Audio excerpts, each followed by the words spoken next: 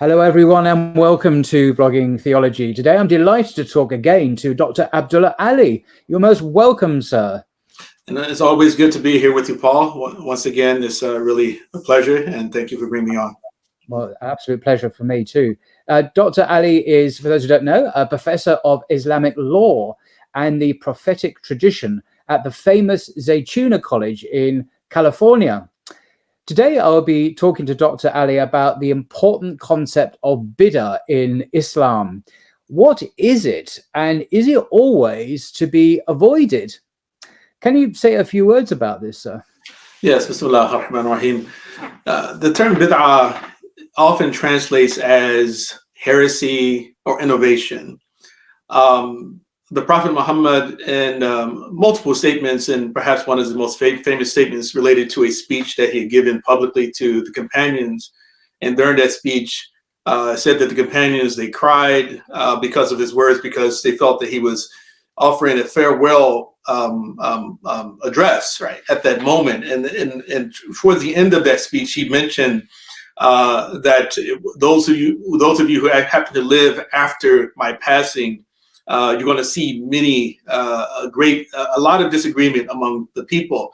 And when you see that, then you should cling to my sunnah, and the sunnah, or meaning the tradition or legacy of my rightly guided successors. Bite down upon them with your molars, and then beware of things that are new, because every new thing is a bid'ah. Every new thing or novel thing is a bid'ah. And in one narration, every bid'ah is misguidance. So the word bid'ah often is utilized. It is utilized to mean something which is introduced into the religion, or it can be also, depending on the scholar, something introduced into culture, which may understood to have a detrimental effect on humanity. Now, the Quran is very clear about it being or representing the final or the last dispensation sent to humanity. So in Surah Al-Ma'idah, and one famous verse, it mentions Al-Yawma akmaltu lakum dinakum wa atmamtu alaykum ni'mati wa raditu lakum al-Islam dina. Today I perfected for you your religion. I have completed my favor upon you, and I have chosen Islam for you as a way of life or as religion. So this particular verse is considered to be one of the last verses to be revealed in the Quran. And what is understood from it is, one, first and foremost, that God had sent multiple law codes or revealed law codes to humanity. And not every law code, as we know, was the same. There are certain alterations, certain things that are different about the way perhaps maybe people fasted or they worshiped. Sometimes certain types of actions were lawful to do, which we considered to be sinful later on, and vice versa.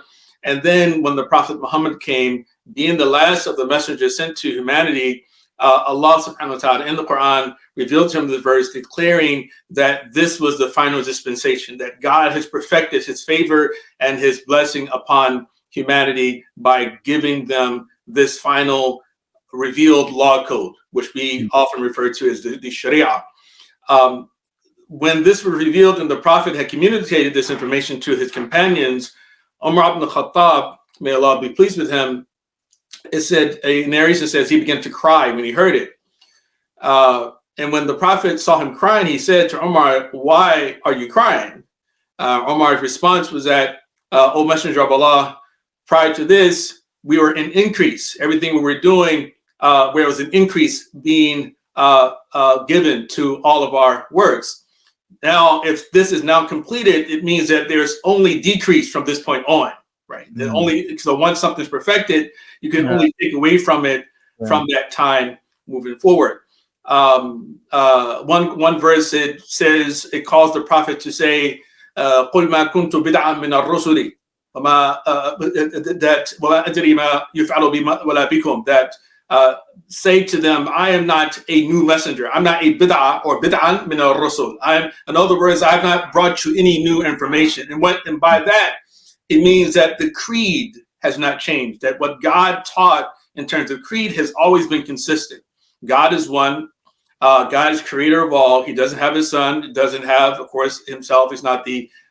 He does not beget nor is not begotten. That angels exist. The heaven exists. Hell exists, etc. Right. Though these beliefs have been communicated by every single messenger has been sent to humanity. What has changed has been the law. What has changed has been some aspects of the law over time. And so this particular verse in Surah Al-Ma'idah, and then the other in a different surah, highlights the fact that bid'ah itself, or that Islam itself is a perfect religion, and no one has the right to actually add anything to it. Right. So of course, there's more I can say, but this, I guess, should hopefully address that initial question. Okay, well, that's very helpful indeed. I'm just looking at this book earlier on by Al-Ghazali, Kitab al-Ilm, the Book of Knowledge in English. Is, well, just one volume of, I don't know, 20 or so volumes of this extraordinary work, the revival of the religious sciences. Right. And I looked up just a brief section here where Al-Ghazali talks about bid'ah in his day. Now, this is in the 12th century of the Common Era. He died in 1111 of the Common Era. So it's a long, long time ago. But he says, so I'm going to read a couple of paragraphs on this. He talks about the bid'ah in his day. And explains his view on it. He says, the majority of what are considered worthy deeds in these times, in the 12th century, were looked upon as reprehensible in the times of their companions. For example, among the foremost worthy deeds of our times is the decoration and embellishment of mosques, and spending enormous sums on the intricate details worked into their construction, then covering their floors with fine carpets. So these are the innovations. Whereas formerly, spreading reed mats in the mosque was considered an innovation. Just spreading reed mats on the floor of the mosque was considered an innovation. And then he says the earliest generations rarely placed anything between themselves and the earth. So it was that was so different. Likewise, he continues, among the most outstanding scholarly pursuits of our times, these are Muslim scholars in his times, the outstanding scholarly pursuits, he says, is immersion in the intricacies of dialectics and disputation. In other words, having debates, imagining that therein lies the greatest means of gaining proximity to God, whereas in fact it is among the reprehensible pursuits, he says. Another novel practice of our time, again, this is the 12th century, 800 years ago, is chanting the Quran and the call to prayer in a melodious fashion. So it's embellished, it's ornamented, it's great beauty, and so on. This is a novel practice, he says. Another novel practice, and this is interesting, is over concern with neatness and anxiety over one's ritual purity, envisaging far-fetched scenarios about the ritual purity of one's clothing, while showing few scruples whether one's food is lawful and unlawful. Right. And such examples go on and on and on. It says here, 3 goes-ons in the text. Page 240 of Al-Ghazali's Kitab al-Ilm is a wonderful book, and there's an introduction by someone called Hamza Yusuf, who I think is a colleague of yours. You need to look that guy up, do a Google search. So I do recommend it. Fascinating. Yes, it is, totally. Yeah, I go to, but no, I will say what it is, because it's not a secret. I go to Regent's Park Mosque here in London, London Central Mosque, as it calls itself. A very beautiful mosque with very nice carpets and everything else. All the things that Al-Ghazali says are innovations, bid'ah. I mean, are we to conclude then that having nice carpets is bid'ah and thus reprehensible, and thus we shouldn't have them? I mean, the implication is that these are regrettable, and maybe perhaps we should move away from them. I mean, should we draw that conclusion in the 21st century? Well, yeah, it's a really interesting question, and this is one of those matters that has really been a strong source of debate, and great controversy over properly defining, or at least determining what particular aspects of our lives qualify as what we call a bid'ah, right? But then I would say even a more interesting question perhaps is, the question of whether or not there's a such thing as a good bid'ah, right? Ah, right. And this has been debated, and where, for instance, you have the majority of Muslims, who are at the viewpoint, and of course by Muslims, I'm talking about represented in their scholars, those actually learn it, the learned community, the majority of Muslim scholars of the view that bid'ah itself, it divides into the 5 fundamental categories of Islamic law. Right. Well, it can be, for instance, the compulsory, it can be disliked, it can be recommended, it can be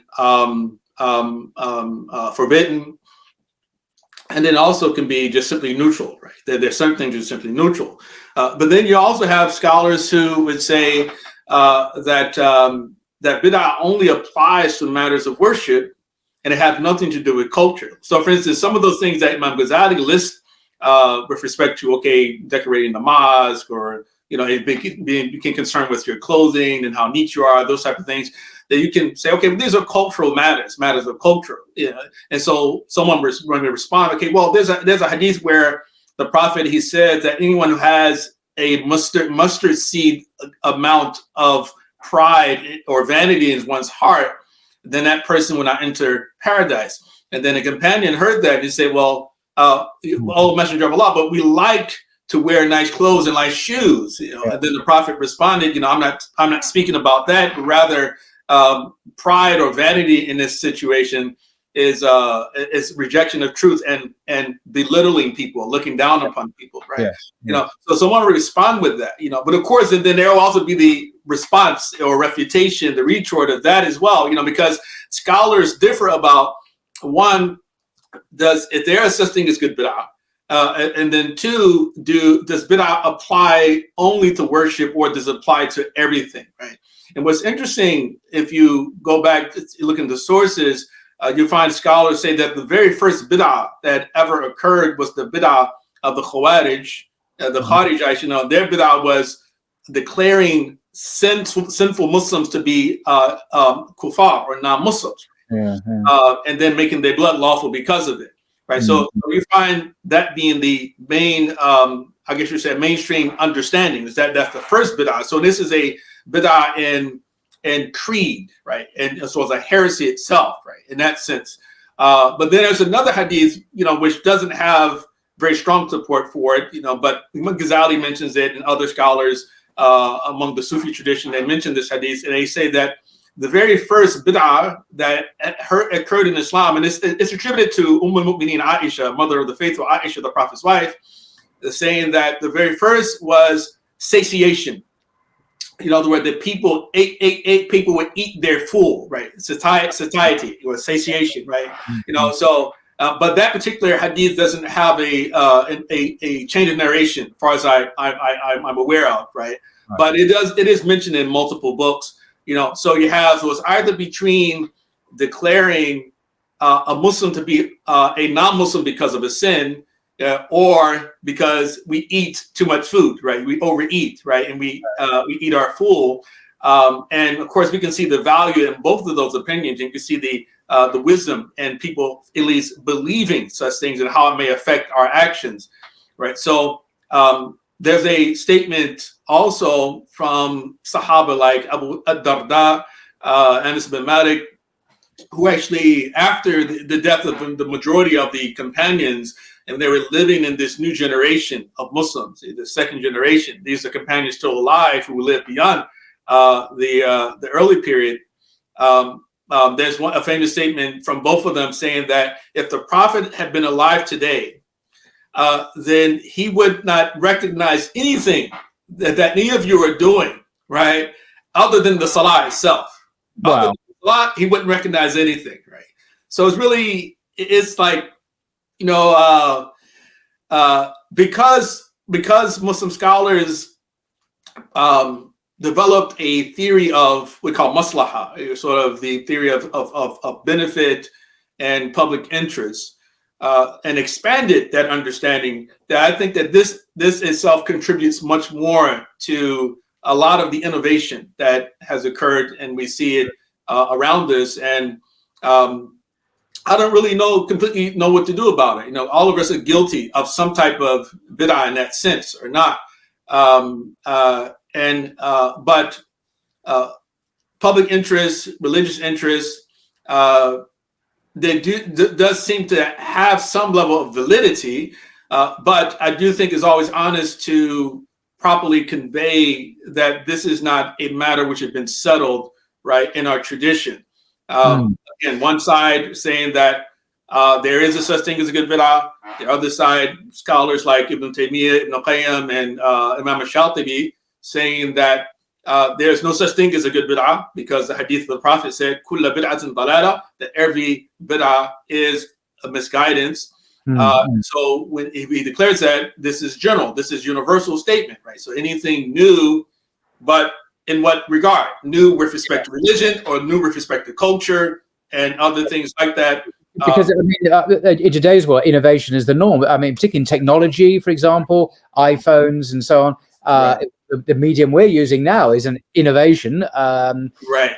Transportation, getting on an aeroplane or trains or cars, they're innovation. But I assume that they're kind of Sharia neutral. They don't impact on the deen in any obvious way. I mean, here's me saying this, but that perhaps might be an example.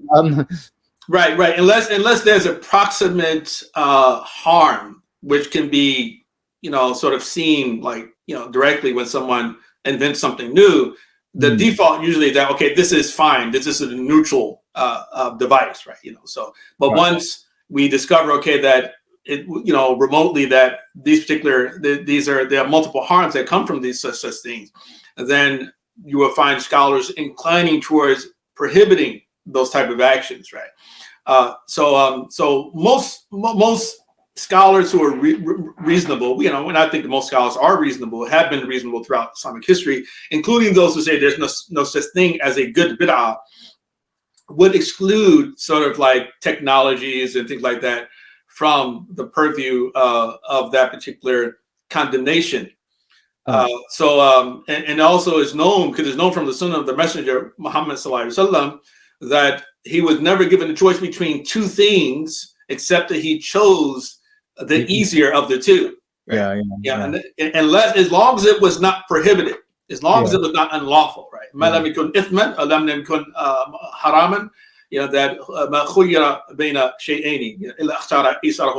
That he chose the easier of the two of them, right? So you could that sounds more like in the arena of technology. So if you either walk or take a camel, right? You understand? I think the Prophet would have taken the camel, right? As he did so many times, or he rode a mule or rode a donkey, right? As opposed to walking somewhere, which is a far distance, right? No, I'm saying, can we just try a couple of examples of really controversial alleged bidders? Many people say they are bidders. Many people say they're not bidders. Well, one of them would be instrumental music. Okay. Now, I know this is a complicated subject. I'm not looking for a fatwa from you, unless you want to give one. But apart from what's called the duff, the drum-like instrument, which was apparently used in the Prophet's time and was acceptable, many people would say, instrumental music like stringed instruments, flutes, and let alone modern contraptions are condemned because of various hadith. Whereas other people would say, Al-Ghazali, I think, had a different view. I'm not quite clear what it was, but it seems to be dissenting from that. I mean, am I right to say there's no consensus? Firstly, there's no consensus in the ulama about this, so we can't just say, well, Islam teaches X. Right. But if that is the case, is there nonetheless a how can I put it, a consensus in a majoritarian position, a minority position and a majority position? Come on, say that. Well, I would say that there's fundamentally a conceptual problem that Muslims have. We suffer from for a very long time, And of course, I'm not claiming to be the one who's discovered the proper or the right way to understand this, but I'm just sort of trying to highlight what I think is factual, right? Because when we ask the question, "What is Islam?" we're asking an epistemological question at the same time, because that fundamentally suggests that, okay, we know the sources of Islamic knowledge, right? The average Muslim would never say that Allah and His Messenger don't know what Islam is, right? Of course, that would be that would put you out of Islam, right? Because they're the source of Islam, the Prophet, Allah, and the Messenger, Islam, ultimately God, right? But through the Prophet as well. And so you have some people say that Islam is only what Allah and His Messenger say. Then you have those who say that Islam is whatever the Sunnis say, or Islam is whatever the Shiites say, right? And then within, let's say we focus on the Sunnis, they'll say the Islam is whatever the majority of the scholars say, right? Without consideration of madhab, right? We just look at it. It's a purely numbers game. You know, if you look at it's a democratic process, you know, if 80% of them say this, and you know the other 30% we just ignore them, and so 80% determines what true Islam is. Then on another level, people believe that Islam is whatever the four schools say, right? But then within the four schools, there's disagreement. You know, then they may say, well, is whatever the standard opinion of the four schools is, right? Right. So I think this is the first source of, I guess you say, confusion that we have is about, okay, well, determining like exactly, you know, who actually defines what real Islam is, right? Now, coming back to the question of music and musical instruments, if you study the four schools of Sunni Islam, for instance, you learn that the mainstream opinion, the standard opinion is that, you know, music, right, and musical instruments are unlawful, right? Really? It's unlawful to utilize, you know, stringed and other types of instruments, with the exception of, we call it like the duff, you know, the duff, for instance. And the human voice, I know it's not an instrument, but that would be the human voice. You know, you can utilize what you do with what sama or amdah or anashid. You know, sort of the prophetic utterances. I'm sorry, or Islamic songs, as long as there's, you know, not accompanied by any other type of instruments, right? So this is generally we find the viewpoints in the schools. However, right. There's always a however, yeah. Right, and I think that this is one thing that people, a lot of people overlook, or perhaps are just something unaware of, is that there are many scholars, not only Imam Ghazali, who had an opinion about musical instruments which was not mainstream. Now, Imam Muhammad Ghazali actually makes a distinction between instruments which are associated with drunkards and those which are not. Interesting. Yeah. So as if to say that, okay, if this particular instrument is associated with people who actually drink wine, right, and their special clubs or whatever, then you can't utilize it, right? But if it's not associated with them, you know, or that if you happen to utilize that instrument and it doesn't place you in that, make people think that you're one of those people, then it's fine to actually utilize it. You know, he actually, this comes out if you read his Illumiddin, you know, his sections on that. Now, of course, he's not the authoritarian. He doesn't determine like exactly he's not the final word, right, on actually of musical instruments. But he goes further and say that the individual who's not moved by harmony is subhuman, right? You know, for paraphrasing him, right? And he said that even a camel, if you sing to a camel actually will be energized, become much more activated, and it will start to move quicker, right, faster, right, on the path, right? So this is Ghazali. But then let's talk about other scholars. There are scholars like Ibn Hazm al-Zahiri, the literalist scholar, who actually says that all the hadith about musical instruments are fabricated. You know, now I don't think he's right about all of those hadiths, but I think perhaps it's true about most of them. Right? He said they're fabricated or they're extremely weak. Right, and then you also similar scholars have the same view, right? Such as Qadi Abu Bakr al-Arabi, the great Maliki scholar from Seville, Imam Shokani, the great scholar, the Zaydi scholar, and then also Izz ibn Abdul Salam, who is referred to as Sultan al-Ulama, right? The Sultan of the scholars, right? You know, he's very well known, right? His position was that the hadiths are weak, right? You know, he even goes further and he says that that for some people, listening to music is a source of healing, right, for them.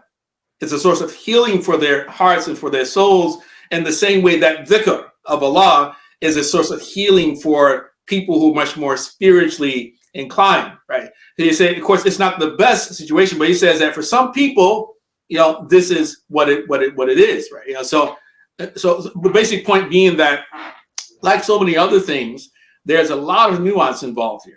Imam Ghazali's brother, Ahmed al-Ghazali, was much more extreme, right? He has a book. He was totally opposed to anything related to jest and play and games and things like that. So for him, totally prohibited music. He didn't he didn't permit any type of games or cards or backgammon or anything with dice.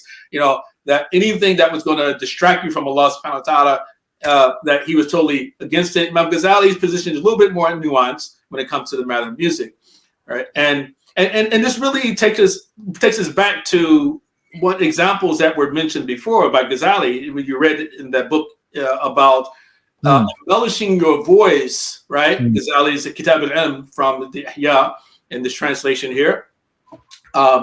That's the Fons Vitae, right? Is it Fons Vitae? Was it? Yes. So the embellishment of one's voice while reciting, right, it's looked upon as a bid'ah, right? Now, what's interesting is in the Maliki school, so I'm a Maliki myself. I follow the Maliki school, and that's why I'm much more learned in, and it's in the Maliki school.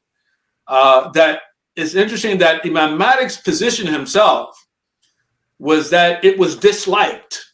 It's a ghanni bil adhan, right? To sing the adhan, right? He considered it to be makruh, disliked, right?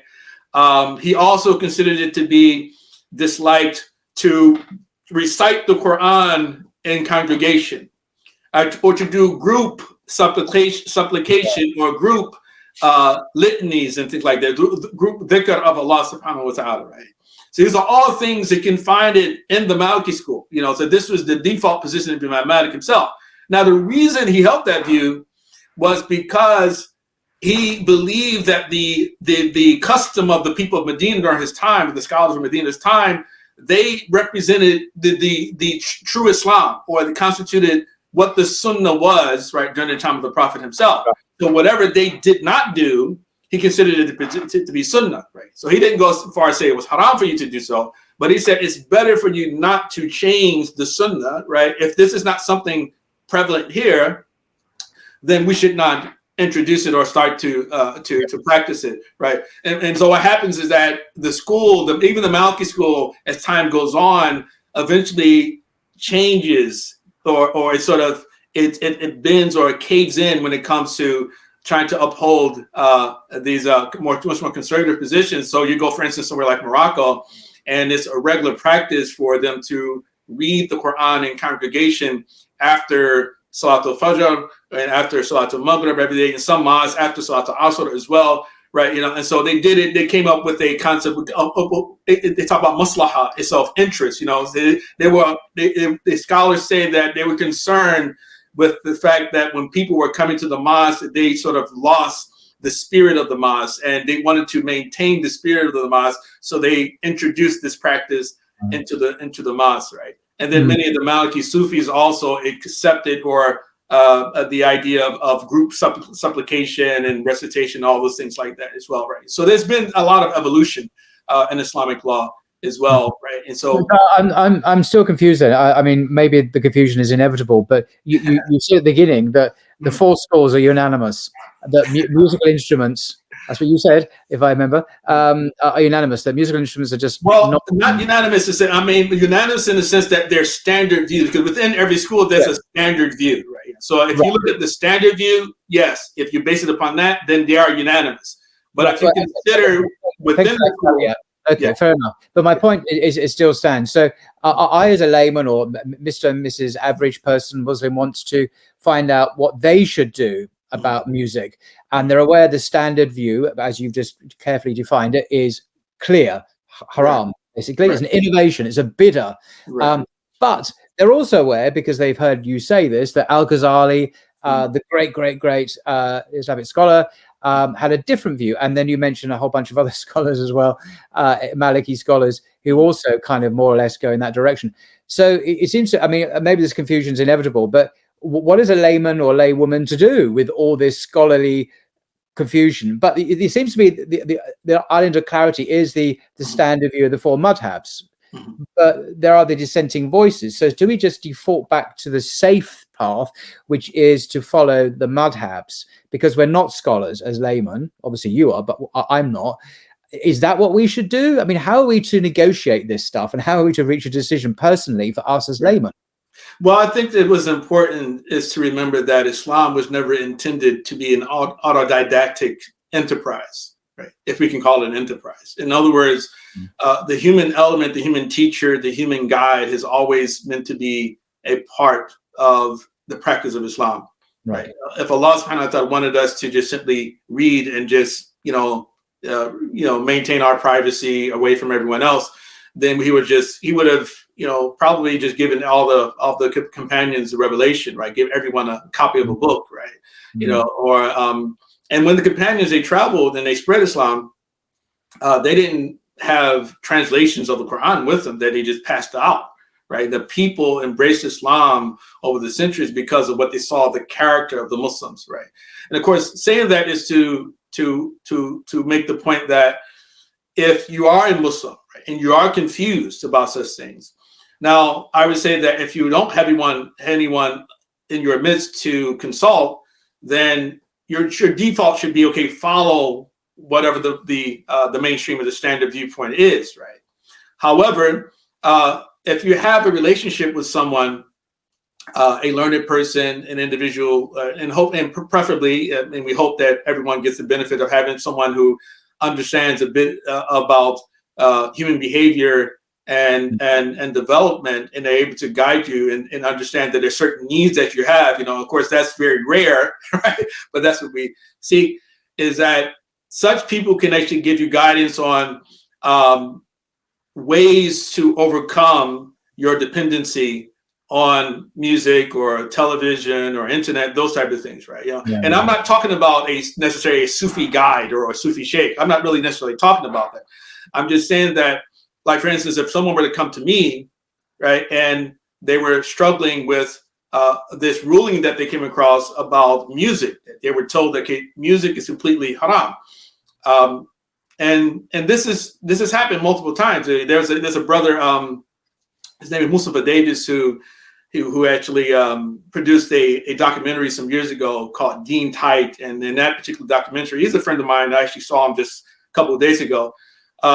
Dean Tight, and this is a documentary. He talked about the struggles that certain Muslim musicians were having with the ruling that they've been told that it was haram for them to do music, to actually be a musical artist, right?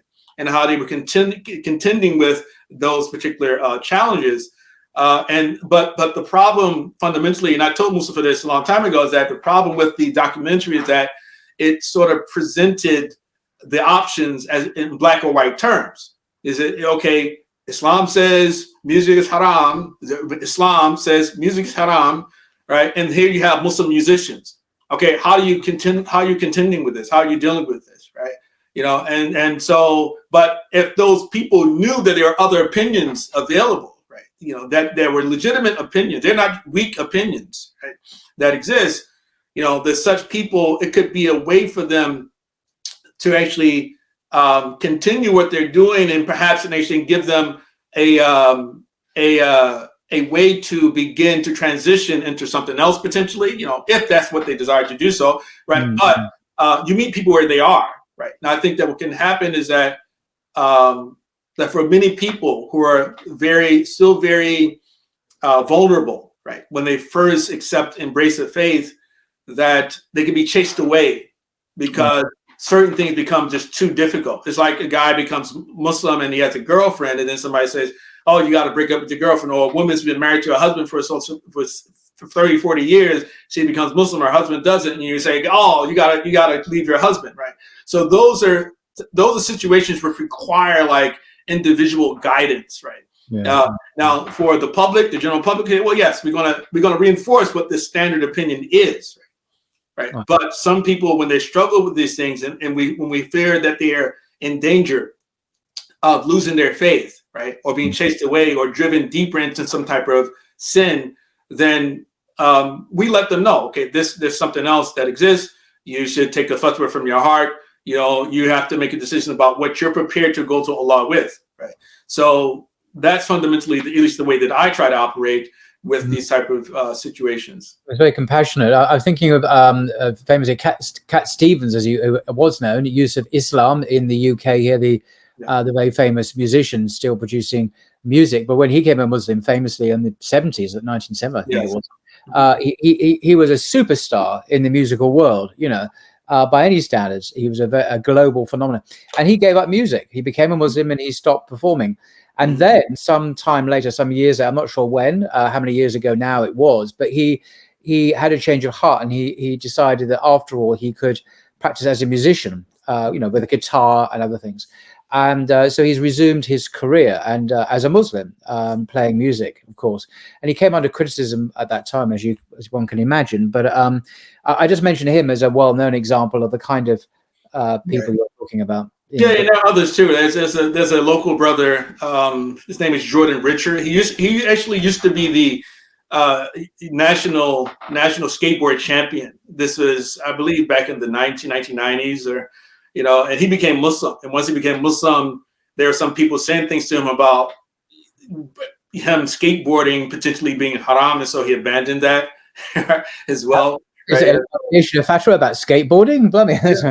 Yeah. I'm a little fuzzy on the detail. I can't remember exactly what happened, but also, again, I have a relationship with him as well, right? But it happens to many people. People, alhamdulillah, that you have these people who become Muslim. They really want to do the right thing, right? They really want to be sincere.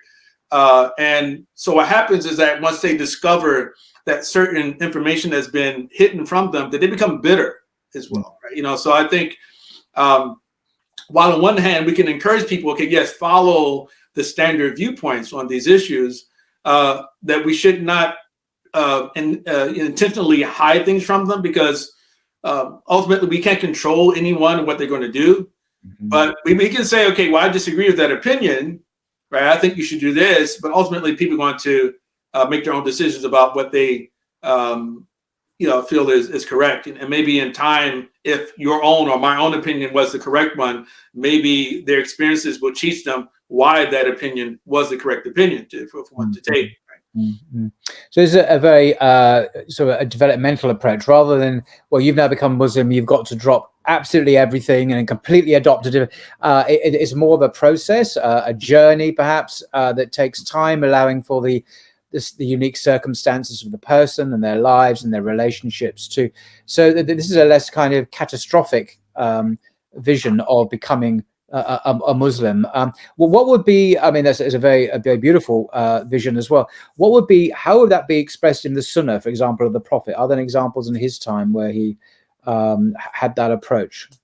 No, there are multiple examples of that. I mean, there was the time when the man who had come to him, who had had intercourse with his wife during Ramadan, and he pled with the Prophet. He said to him, I've destroyed myself, and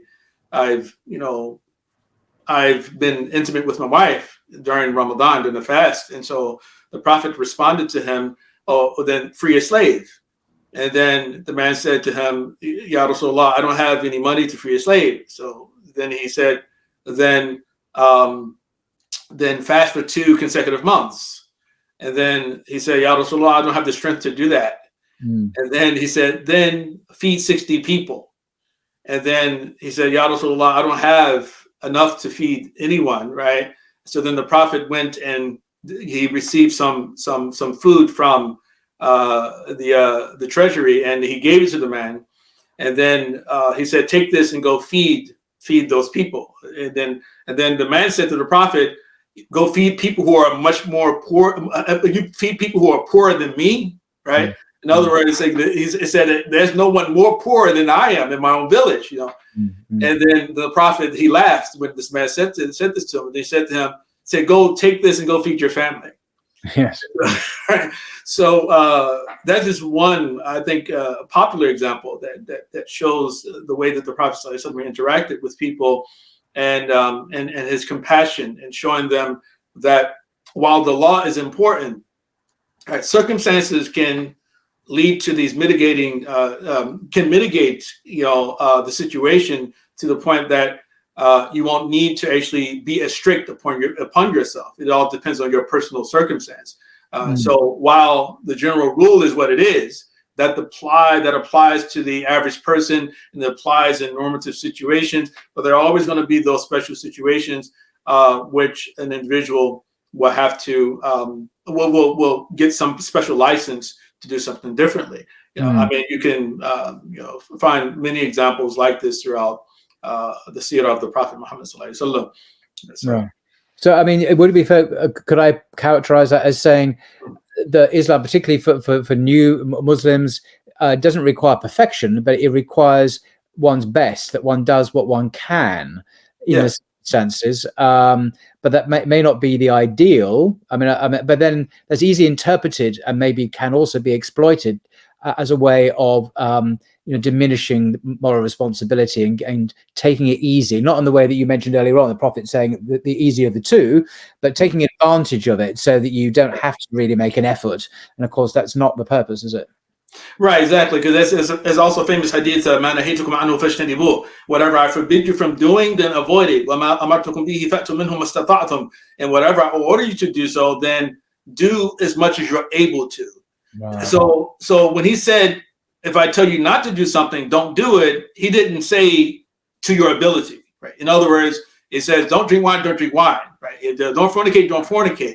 Mm-hmm. But if I tell you to perform something, do it as much as you can, right? And now, of course, this is understood as meaning things which are beyond what is compulsory, right? It doesn't mean that, of course, if you're supposed to pray 5 prayers, that you can just choose pray 2. No, you have to pray all 5, right? Or if you fast Ramadan, you can just choose, I'm going to fast only half of the month, right? No, you fast the entire month, right? However, right, again, certain people may have some physical ailments which make it impossible for them to fast the entire month, right? All right. Or an individual, again, at the beginning of their conversion may actually find it difficult, right, to perform all 5 prayers in their times, right? Now, of course, we should encourage them to pray them in their times and pray all of them, right? But if a person is praying 1, alhamdulillah, at least that's a start, right? At least our attitude should be that. You say, well, we can't tell them that it's okay for them to pray only 1, right? You still have to pray 5, But if you are praying 1, alhamdulillah, right? If you are coming to Jummah, alhamdulillah, if you're not coming to the masjid any other time, then mashallah, if you're come to the masjid on Eid and you don't come any other time, alhamdulillah. It's just different people are at different levels of commitment, and we have to meet people as they are, where they are, but never justifying sin. We can never justify sin, and that'd be either sin which is a type of omission, right? The sin of omission or the sin of commission as well, right? So, but we should understand that the human being it develops, right? And actually, I wanted to talk a little bit about Paul. I know you have another question, but eventually, I wanted to sort of bring this around to the topic of like just progress in general, right? Yeah. Cool. No, go ahead. Yeah, because we talked a little bit about technological scientific progress. Yeah. And it seems that Islam's legal position or the default legal position is that, okay, technology is good, right? Until proven to be bad. Right? But when it comes to moral progress, right?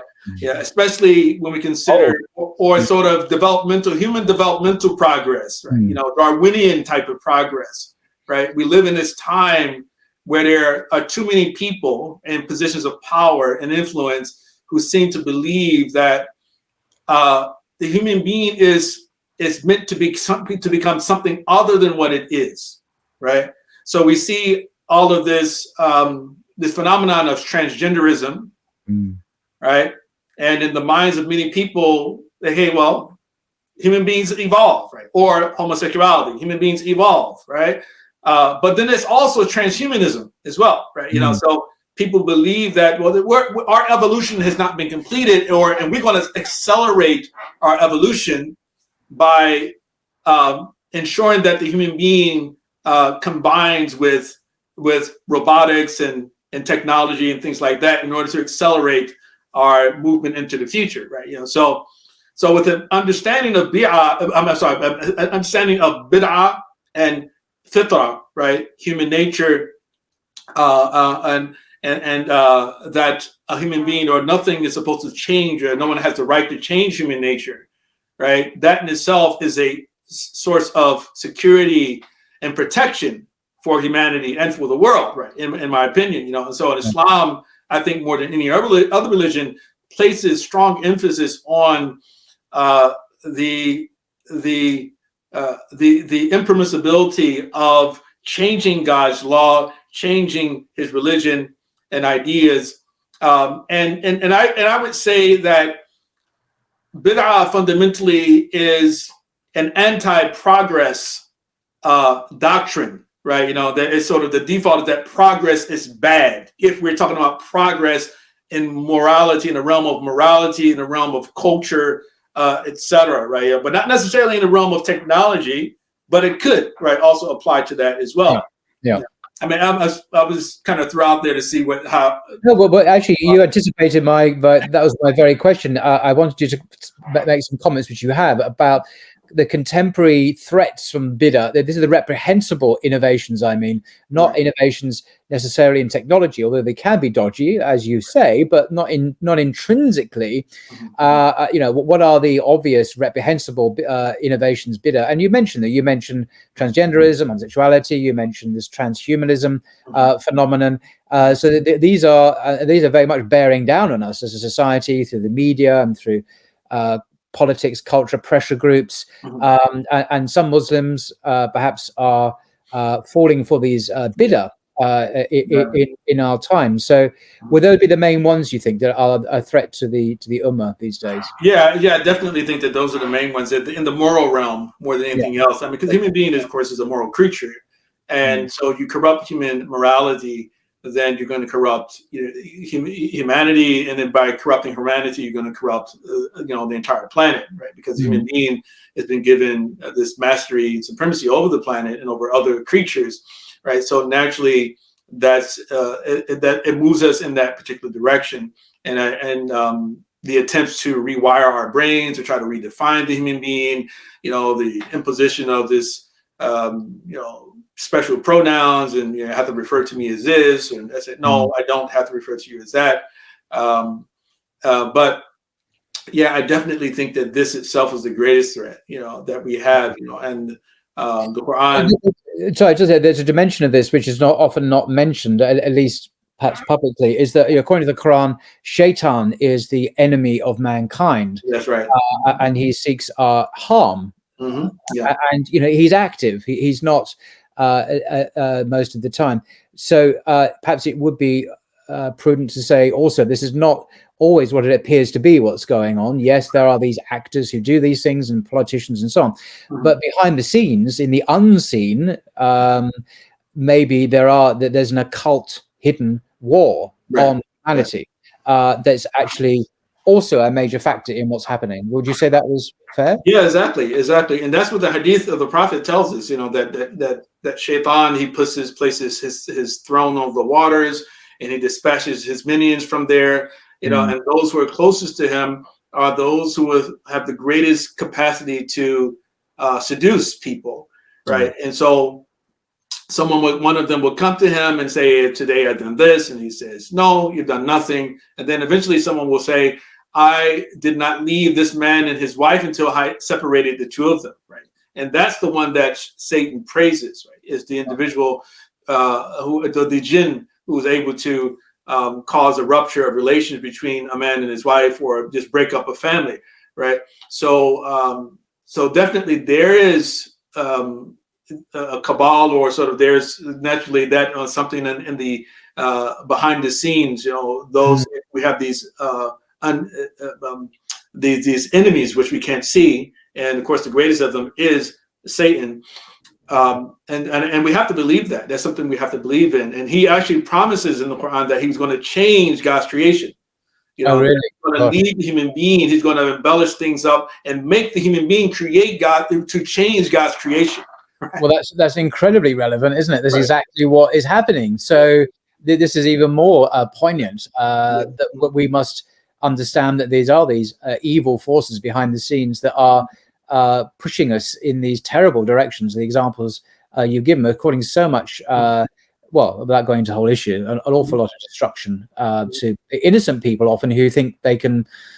Well, let's not go into it, but it's very, very, very tragic. So it's not just a minority of activists from wherever behaving badly. There is an unseen dimension to this, which is orchestrated behind the scenes to destroy human beings. That's extraordinary. Yeah, and I would say, like, for the sake for Muslims who are actually supporting and contributing to the corruption, right, of humanity, along with, of course, the non-Muslim the counterparts, that I believe that at the root of it, one of the things that actually leads them to take part in this effort has a lot to do with this low self-esteem. And Ibn Taymiyyah, rahmatullahi alayhi, has a very important book in this particular regard called Iqtida' as-Sirat al-Mustaqim li Mukhalafati Ashab al-Jahim, which translates as the demands of the straight path for the purpose of opposing the companions of the hellfire. And fundamentally, he highlights bid'ah too. He talks about bid'ah, the heresies, and one of the fundamental problems with Muslims being that they admire the rejectors of faith too much, right? That their admiration for them, and actually they've internalized that, and actually they've undermined their own interest in the process of it, right? Now, of course, not everything in the book I agree with, but it's an extremely important book in that particular regard. He sort of places the 7th century Arabia as the sort of standard for true Islam, and then so anything that sort of departs from 7th century Arabia, becomes looked upon as something contrary to the Sunnah. And that's another thing that people don't understand too, is that bid'ah itself is the opposite of the Sunnah. If you're practicing bid'ah, then it's understood that you're abandoning the Sunnah of the Prophet ﷺ, right? Especially in those situations where we know the Prophet did something under certain circumstances, and then we abandon those practices, and then we replace them with something different, right? So we put to death the Sunnah. We put the Sunnah to death, and we bring to life a heresy, right? So this was a common understanding among all of the scholars, regardless of the definition they gave to bid'ah, be it Ibn Taymiyyah, Ibn Qayyim, Shatibi, Izz ibn Abd al-Salam, or Ghazali, or anyone else, right? Or Ibn Shafi'i. Imam Shafi'i said that there's two types of bid'ah: praiseworthy and blameworthy. But as we know, not all the scholars believe that there's a such thing as a praiseworthy bid'ah, because they just take the words of the Prophet literally as they appear to mean, that anything that is bid'ah is misguidance. Okay, well, perhaps we can come to a conclusion now. Thank you for all that. Is there anything in conclusion about bid'ah you might want to share with us and the viewers? No, just that, of course, it's a very difficult topic to gain closure on, right? There's this, we're never going to be able to offer a final word on what constitutes bid'ah, but we do live in a time where you do have these different factions of Muslims. Some of them, in particular, if you talk about the Salafi Sufi sort of split, that sometimes I've noticed it's this a lot of just dogmatism, right, involved with regard to this matter. Says, if the Salafis say this is bid'ah, then it's probably not. And of course, almost anything that Sufis do is a bid'ah for the Salafis.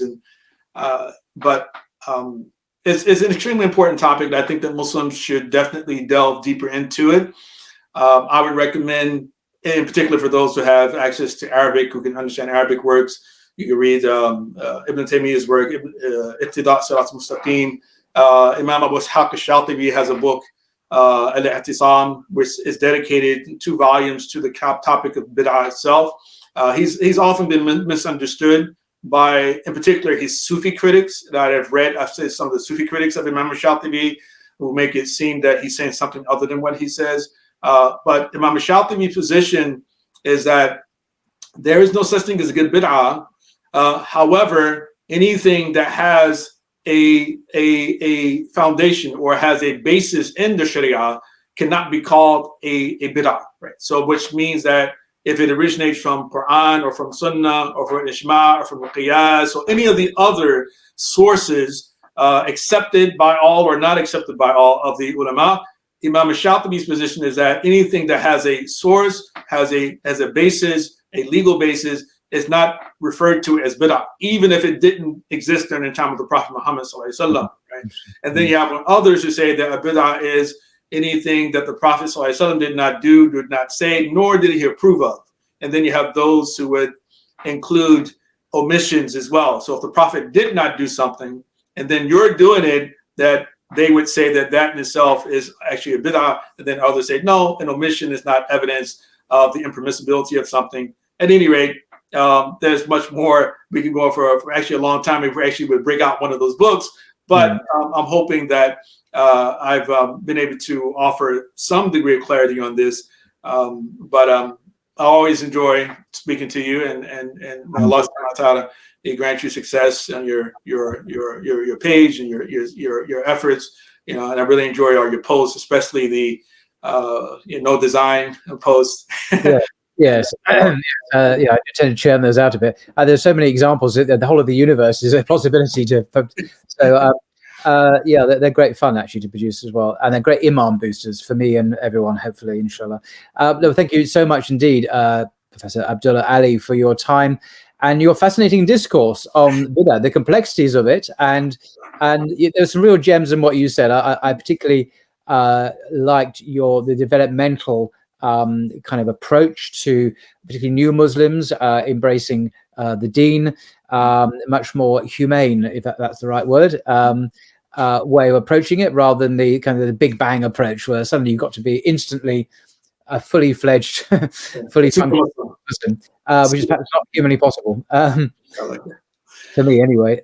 So yeah, I really appreciate what you said. Thank you very much indeed, Professor. Until next time. Inshallah. Thank you.